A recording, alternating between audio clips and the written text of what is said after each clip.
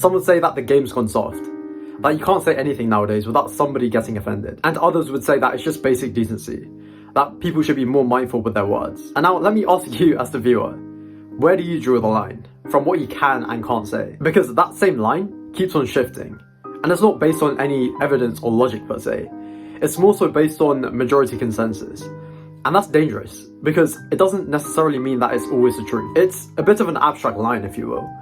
And I'm sure you can think of that one risky joke that you could have gotten away with back in the day, but not now. And you would now be considered a bad person if you publicly showed that you actually find these jokes funny. And I can only imagine if you're a comedian in modern times. One wrong joke and your career is on the line. It's just the subjective nature of humour. What one person finds funny may leave someone else offended and completely shift how they view you. Because what we as individuals find funny are shaped by so many different factors.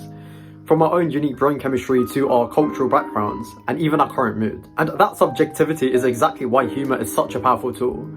It can bring people together and just as easily create division and misunderstanding. Because humour also acts as a bit of a mirror. It reflects what said culture is willing or unwilling to talk about. Because me personally, I really like dark humour.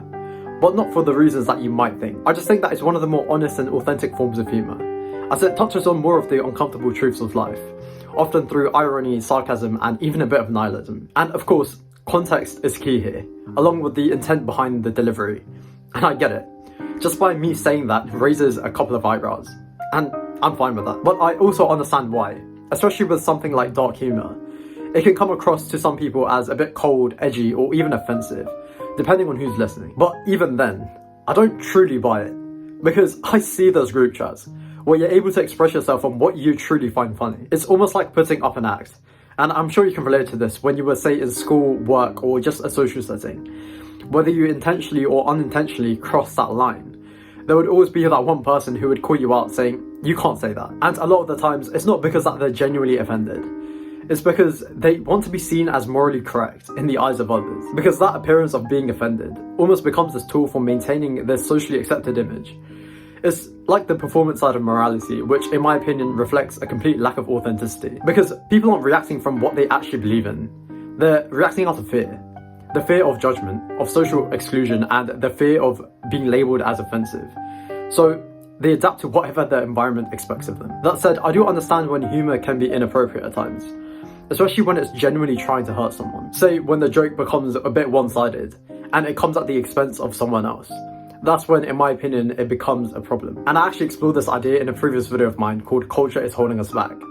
And in that video, I discussed how certain people who are prone to gossiping or backbiting, even if it's disguised as a harmless joke behind the person's back, can act like psychological chains on the other person on the receiving end, if that other person were to hear what they were actually saying about them. And people do this because there's always that quiet fear in the room of potentially saying the wrong thing in front of the other person. And I still get the other side of the argument. There should be some level of accountability for clear offensive behaviour.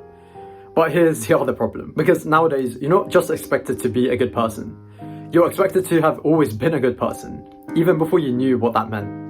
And especially before social media was a thing. And in my opinion, that's quite unrealistic, since the growth of an individual is quite messy, filled with contradictions and past versions of ourselves that we wouldn't even be able to recognize today. So the result of this is you have people who stop being honest, and they put on that mask of morality and filter everything they say. And these type of people stay silent, not because they necessarily agree or disagree, but because they're afraid of the consequences of what will come if they were to speak their true thoughts. And generally speaking, this sort of fear of cancellation turns into this sort of self-censorship, which is what we as a society were trying to get away from, was it not? Because if we ended up punishing people for always getting stuff wrong, we wouldn't be able to see the genuine growth of the individual's true selves, but rather we would end up rewarding those who stop pretending, if that makes any sense. Now, I know I use humour here as the main topic to explore how our moral boundaries are constantly shifting in modern times, and I will ask you the same question. Where would you draw the line? The truth is, you can't really draw the line for everyone else, but what you can do is draw the line for yourself. Because without a strong inner compass, you would end up just drifting away with the societal tides, just too afraid to say what's actually real. And this leads into the important question of how do you build your own sense of morality? One that's grounded in values that you truly believe. and those jokes that you truly find funny, rather than something which is dictated by trends or fear. And this is something I've been more aware of quite recently, and I think I can give some advice on helping you out with this as well. Okay, so first off, I'd like you to actively think of the current beliefs that you have at the moment. And you can write this down if you want as well. And what do you actually believe in?